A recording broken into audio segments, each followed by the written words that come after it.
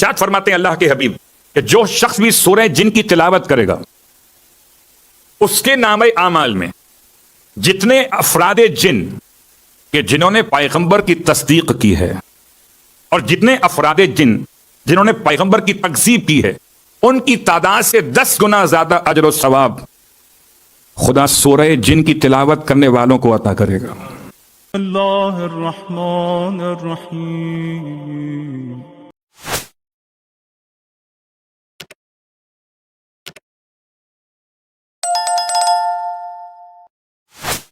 پورے قرآن مجید میں سورہ جن کی اہمیت کیا ہے؟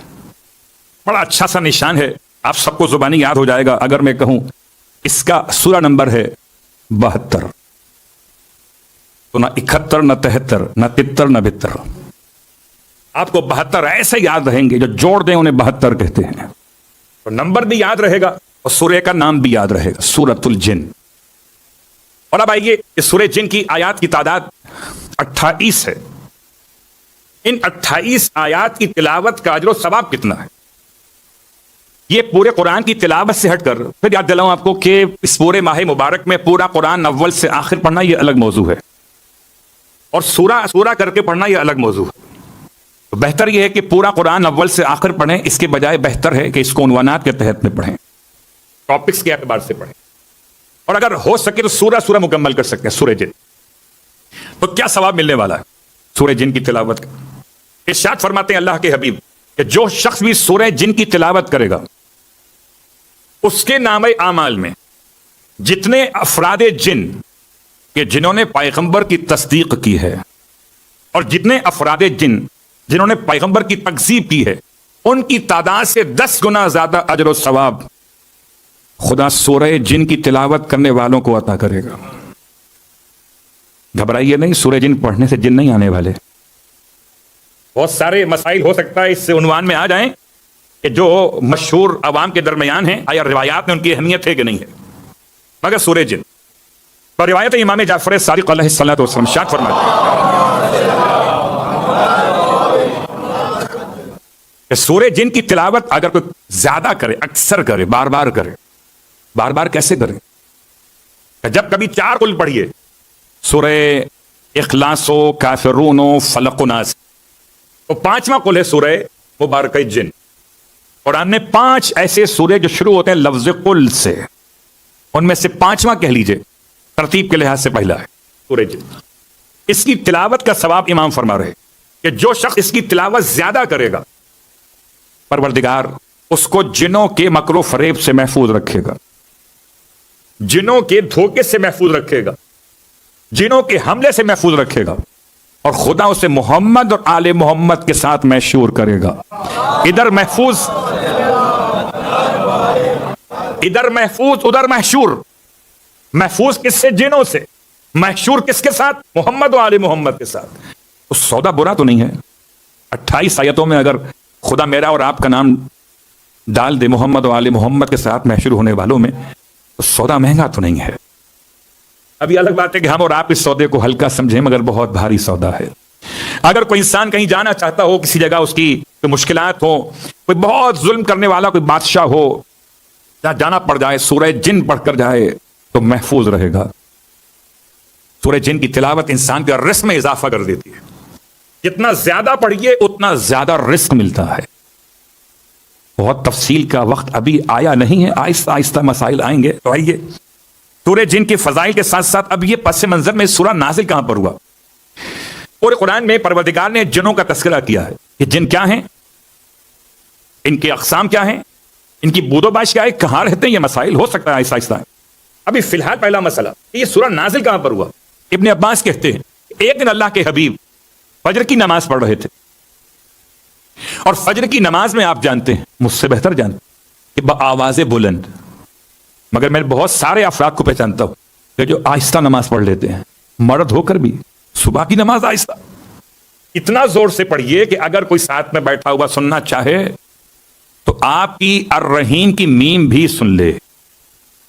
بسم اللہ الرحمن الرحیم، ایسا نہ ہو کہ رحمان کی نون تو واضح ہو، رحیم کی میم اندر رہ جائے۔ اسے کہتے ہیں بآواز بلند جو نمازیں پڑھی جاتی ہیں ان میں نماز فجر بھی ہے۔ اور اب تو ویسے ہی اس ماہ مبارک کی برکت سے پورا سال کوئی نماز فجر میں پابندی کر پاتا ہو نہ کر پاتا ہو، یہ ماہ رمضان تو ایسا ہے کہ یہ اس کے بغیر تو دم لیتا ہی نہیں. سحری بھی کیجئے، پھر اس کے بعد خدا کی عبادت بھی کیجئے. کتنا حسین ہو کہ سحری سے پہلے نماز شب ہو، سحری کے بعد نماز فجر ہو. تو ایک دفعہ خدا کو یاد کریں کھانے سے پہلے، ایک دفعہ یاد کریں کھانے کے بعد، تاکہ دو طرفہ خدا کی یاد ہو، بیچ میں خدا کی نعمت. صلوات پڑھیں محمد و آل محمد. تو سورہ مبارک جن کی پس منظر یہ نازل کیسے ہوا؟ ابن عباس کہتے ہیں اللہ کے حبیب صبح کی نماز پڑھ رہے، بآواز بلند پڑھ رہے، ایسے میں جنوں کے گروہ نے پیغمبر کی آواز کو سنا، اور جن زیادہ پریشان تھے. جب سے ختمیہ مرتبت کی رسالت کا بعثت کا عنوان ہوا تھا، جب سے آپ کی نبوت کا اعلان کیا گیا تھا، تب سے شیاطین کو اوپر جانے سے جنوں کو روک دیا گیا تھا. تو جن پریشان تھے کہ اوپر کے راستے بند کیوں ہو گئے، تلاش میں تھے. جب پیغمبر کی زبان مقدس سے سورہ جن سے پہلے آپ نے قرآن پڑھا، انہوں نے قرآن سنا، تو قرآن سن کر یہ واپس پلٹ گئے کہ یہی وہ کلام ہے اس کی وجہ سے ہمیں اوپر جانے سے روک دیا گیا. اس کے بعد سے ایمان لانے کا عنوان شروع ہوا ان جنوں کا. یہ ابن عباس کی روایت ہے. اب آئیے ایک اور روایت. طائف میں ایک بازار لگتا تھا، اس کا نام تھا عکاظ، اور بازار عکاظ میں سرکار پہنچے تھے تبلیغ اسلام کے لیے، دین کی تبلیغ کے لیے. کلمہ طیبہ کے اعلان بازار میں اعلان کرنے چلے گئے. حالانکہ بازار میں اعلان کرنا سب سے مشکل کام ہے. بازار میں یہ تو اعلان ہو سکتا ہے کہ کتنا ڈسکاؤنٹ مل رہا ہے، بازار میں یہ تو اعلان ہو سکتا ہے کہ ایک ساتھ ایک فری ہے. بازار میں کوئی کلمہ طیبہ پڑھے، بازار میں کوئی اللہ کے دشمن کو برا کہے، بڑا مشکل کام. آپ نے بازار عکاظ میں تبلیغ دین فرمائی، اور تبلیغ دین فرمانے کے بعد پھر آپ کے ساتھ کیا ہوا؟ اب واپس پلٹ رہے تھے تو کہتے ہیں وادی جن کے علاقے میں پہنچے، طائف سے واپس پلٹ رہے ہیں. وادی جن، ہو سکتا ہے وادی جن کا مسئلہ کل بھی آئے کہ بعض علاقوں میں لوگوں نے خیال کیا کہ یہ جن کی وادیاں ہیں.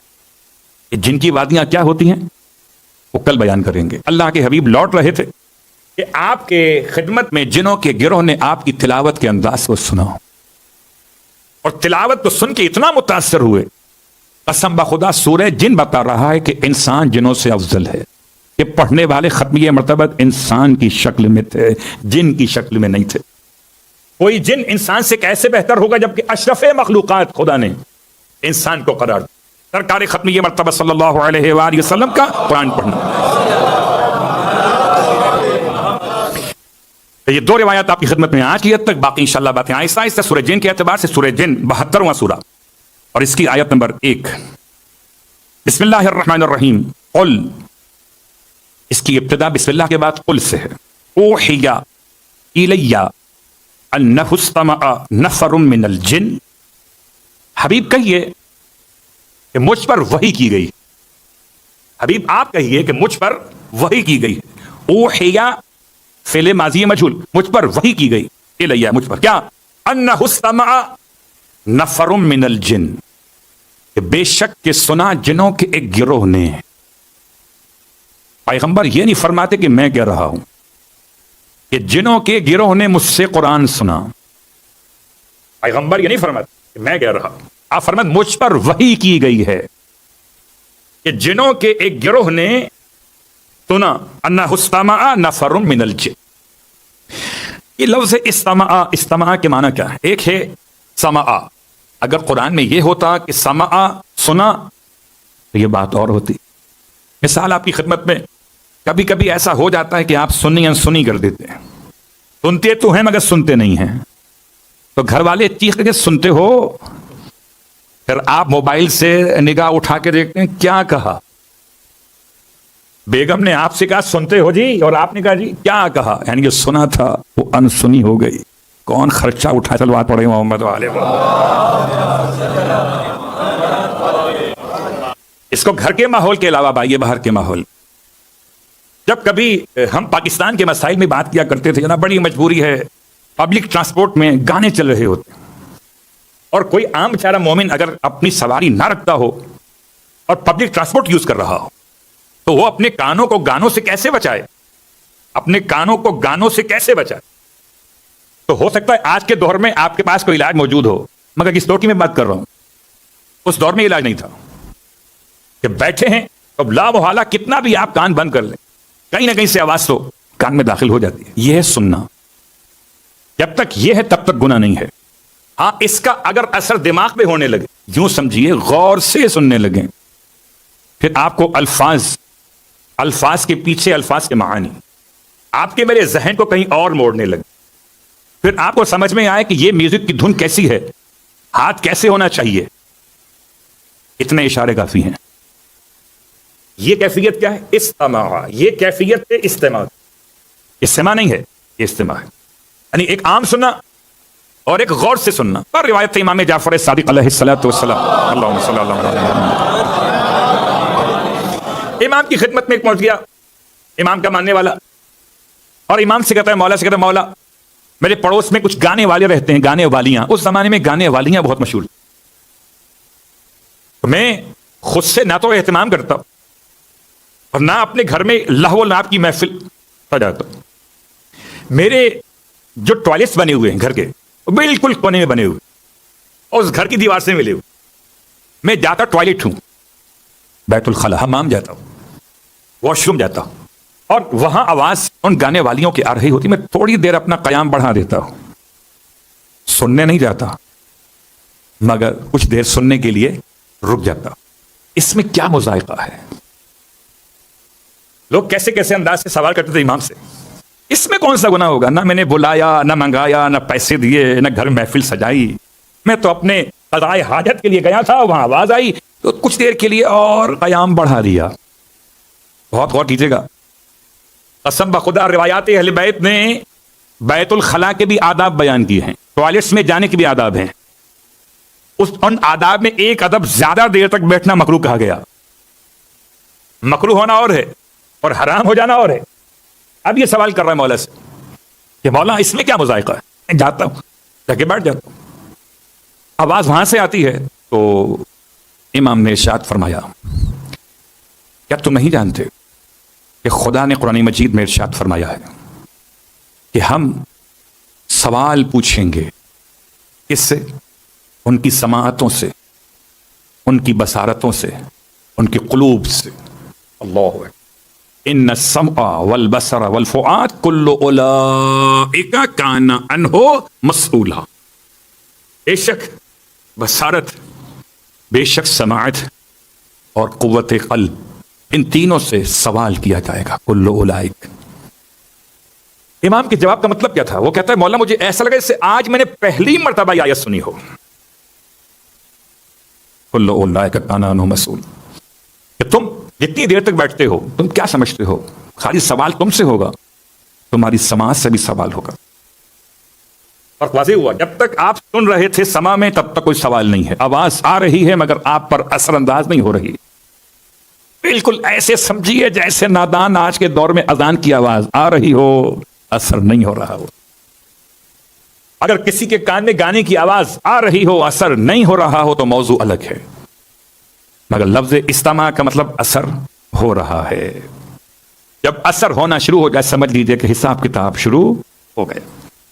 اور اسی لیے آیت نمبر 1 کے الفاظ میں استمع نفر من الجن، جنوں کے ایک گروہ نے خاص طور سے سنا کان لگا کر. اچھا جو سنا وہ بھی خدا نے بتایا، فقالو، یہ بھی خدا بتا رہا. مگر خدا کسے بتا رہا ہے؟ خدائی کو نہیں، خدا بتا رہا ہے اپنے محمد کو. فقالو انا سمعنا قرآنا عجبا.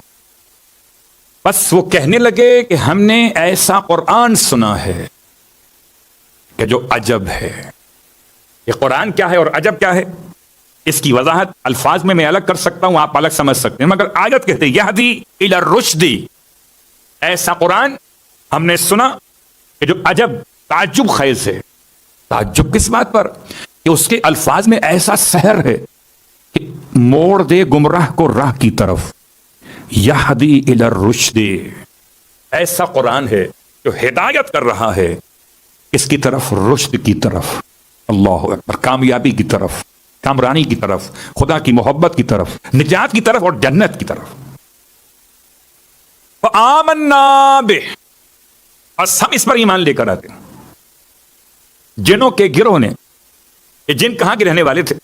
بعض روایات کے جن رہنے والے تھے یمن کے، بعض روایات کے جن رہنے والے تھے نسبین کے، یہ عراق ایک علاقہ ہے کہ جس کے خاص جنوں کا واقعہ مشہور ہے. انشاءاللہ آہستہ آہستہ بات آگے بڑھے گی. تو آج کی حد تک بات کو یہاں روکتے ہوئے باقی باتیں انشاءاللہ آنے والے دنوں کے لیے، استقبال ماہ رمضان بھی اور سورہ جن کی ابتدا بھی. تو قرآن کیسا ہے؟ عجب. عجب کا مطلب یہدی الی الرشد. تو کیا کرنا چاہیے؟ چومنا چاہیے اس کو، آنکھوں سے لگائیں، جیب میں رکھیں نہیں. فآمنا دے، ہم اس پر ایمان لے کر رہتے ہیں. ایمان لانا اور ہے، گھر میں سجانا اور ہے، بیٹی کے سر سے رخصت کے وقت میں سایہ کرنا اور ہے، گلے میں لٹکانا تعویذ بنا کے اور ہے. جن بھی سمجھتے ہیں مگر انس نہیں سمجھتے کہ قرآن ایمان لانے کے لیے ہے، نہ کہ گھر میں سجانے.